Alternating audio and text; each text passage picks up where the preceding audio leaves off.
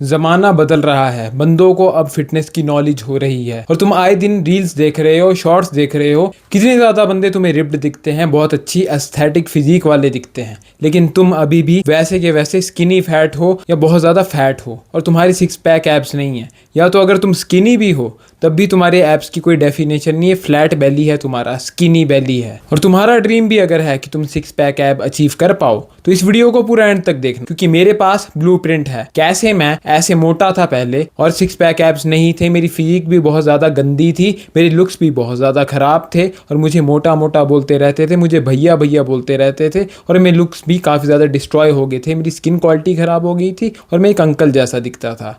और मैं डिल्यूजनल था कि मैं तो बीस्ट की तरह हूँ, मैं तो जिम भी जाता था, लेकिन तब भी मेरी बॉडी उतनी अच्छी नहीं बन पाई। आज मैं तुम्हें सीक्रेट बताऊंगा कि तुम कैसे सिक्स पैक एब्स को अचीव कर सकते हो। तो इस वीडियो को पूरा एंड तक देखना, अच्छे से डिटेल्ड वीडियो मैंने बनाई है, हर एक पॉइंट को अच्छे से देखना, नोटिस करना और फॉलो करना।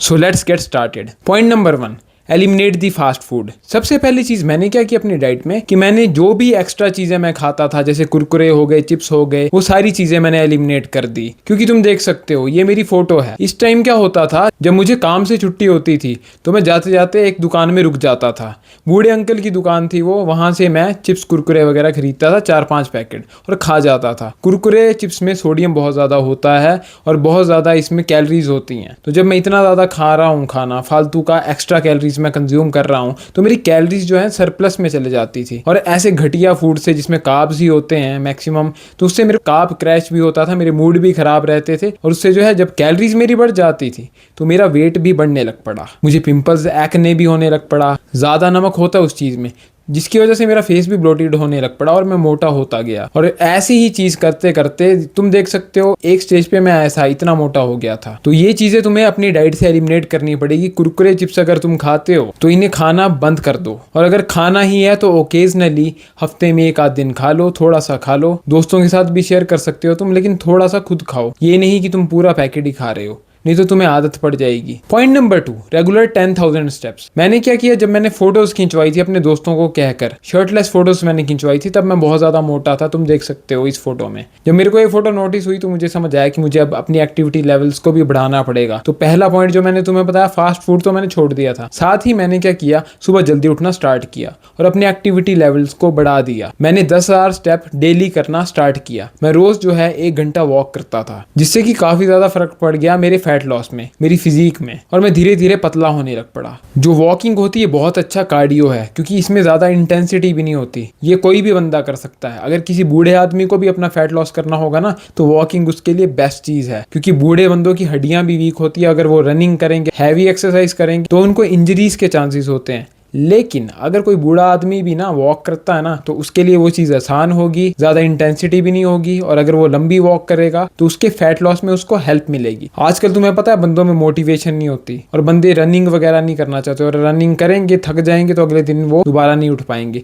तो मैं तुम्हें यही कहूँगा कि 10,000 स्टेप तो तुम्हें करने ही चाहिए, उससे काफ़ी अच्छा कार्डियो हो जाएगा तुम्हारी बॉडी का और तुम काफ़ी ज़्यादा कैलोरीज बर्न कर दोगे, जिससे तुम्हें फैट लॉस में भी आसानी होगी। Point number 3, enough protein. सबसे ज्यादा इंपॉर्टेंट चीज जिसने फर्क डाला मेरी बॉडी में, क्योंकि मैं पहले भी एक्सरसाइज करता था, मोटा रहता था मैं, मेरा प्रोटीन इंटेक बहुत ज्यादा कम था। मे बी मैं उस टाइम 25 ग्राम तक, 20-25 ग्राम तक ही प्रोटीन खा पाता था, वो भी हाई बायो अवेलेबल नहीं होता था, क्योंकि उसमें सिर्फ 2-3 अंडे होते थे। हाई बायो अवेलेबल प्रोटीन वो होता है जो बॉडी को लगता है, तो 18 ग्राम प्रोटीन ही मेरा बॉडी को लग पाता था, बाकी जो था मैक्सिमम वेस्ट ही जाता था। तो मैंने क्या किया, मैंने पता किया कि कौन से ऐसे सोर्सेज हैं प्रोटीन के जो कि हाई बायो अवेलेबल होते हैं और साथ ही में जो बॉडी को पूरी तरह से लगेंगे और अच्छा कंप्लीट प्रोटीन होता है। तो सबसे पहली चीज मैंने नोटिस की कि अंडे, एग्स बहुत ज्यादा अच्छा सोर्स है प्रोटीन का, मोस्ट कंप्लीट प्रोटीन है पूरी दुनिया में अगर तुम देखोगे। तो मैंने एग्स को खाना स्टार्ट किया और काफी ज्यादा अच्छी क्वांटिटी में मैंने एग्स को खाना स्टार्ट किया। मैंने 6 से लेकर 8 अंडे खाना स्टार्ट कर दिया। रोज के मैं कोई 8-10 अंडे खा लेता था, जिससे मेरे को कोई 50-60 ग्राम प्रोटीन तो पूरा हो जाता था और कंप्लीटली मेरी बॉडी को लगता था। मेरा बॉडी वेट उस टाइम 67 kg था। तो जब मैंने एग्स को खाया, कंज्यूम किया, तो मेरे को प्रोटीन अच्छे से मिलना शुरू हो गया। कहाँ मैं 25 ग्राम खाता था, कहाँ मेरे को 60 ग्राम मिलने लग गया।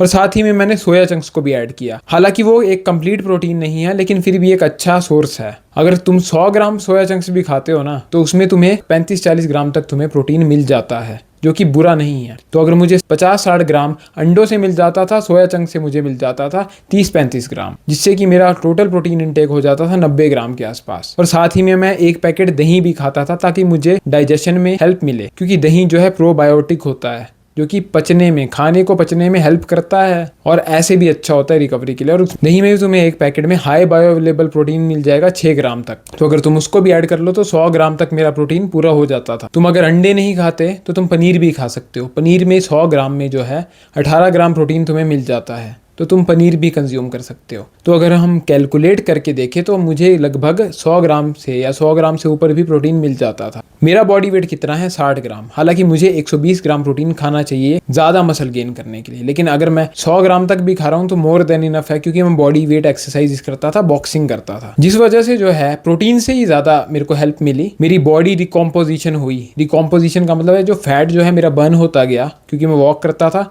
और मसल मेरा मेंटेन रहा। मसल मैन लूज़ नहीं किया, क्योंकि मैं एक्सरसाइज करता था मसल को प्रिजर्व करने के लिए, और साथ ही में प्रोटीन इंटेक भी मेरा अच्छा था, जिस वजह से मेरा मसल अच्छा रहा। और इवन की ज़्यादा प्रोटीन खाने की वजह से मसल गेन भी हुआ। इवन की डेफिशिएंट में अगर मेरा फैट लॉस हुआ होगा तो मसल मेरा बचा भी रहा और थोड़ा गेन भी हो गया, क्योंकि मैंने प्रोटीन काफ़ी ज़्यादा खाया था अपनी बॉडी वेट के हिसाब से। तो ये चीज़ें जो हैं, ये सारी चीज़ें मैंने फॉलो की। अगर तुम भी इन स्टेप्स को फॉलो करते हो, क्लीन डाइट खाते हो, फास्ट फूड को एलिमिनेट कर देते हो, इनफ प्रोटीन इनटेक पूरा करते हो, वॉक करते हो, रेजिस्टेंस ट्रेनिंग करते हो, तो तुम 6 पैक ऐब आराम से ला सकते हो। और एक और बात, एब्स जो हैं किचन में बनते हैं, ये एक ब्रूटल ट्रूथ है। अगर तुम सोचते हो कि तुम एक्सरसाइज के बल पर ही एब्स ले आओगे ना, तो उससे कुछ फर्क नहीं पड़ेगा। मैंने एब्स की एक्सरसाइज भी की, लेकिन उतनी ज़्यादा नहीं की जितना मेरे को डाइट से फ़र्क पड़ा है, पुशअप पुलअप वगैरह से फ़र्क पड़ा है, कंसिस्टेंट लाइफस्टाइल चेंजेस से फ़र्क पड़ा है। तो कंसिस्टेंसी रखनी पड़ेगी, तभी जो है तुम 6 पैक ऐप पा सकते हो। आई होप कि अब तुम्हें समझ आ चुका है। बाकी लाइफ बहुत सिंपल है, इसे कॉम्प्लिकेटेड मत बनाओ। मैं मिलूंगा अब तुमसे अगले वीडियो में, तब तक के लिए good bye, good night, bank, रुकना मत।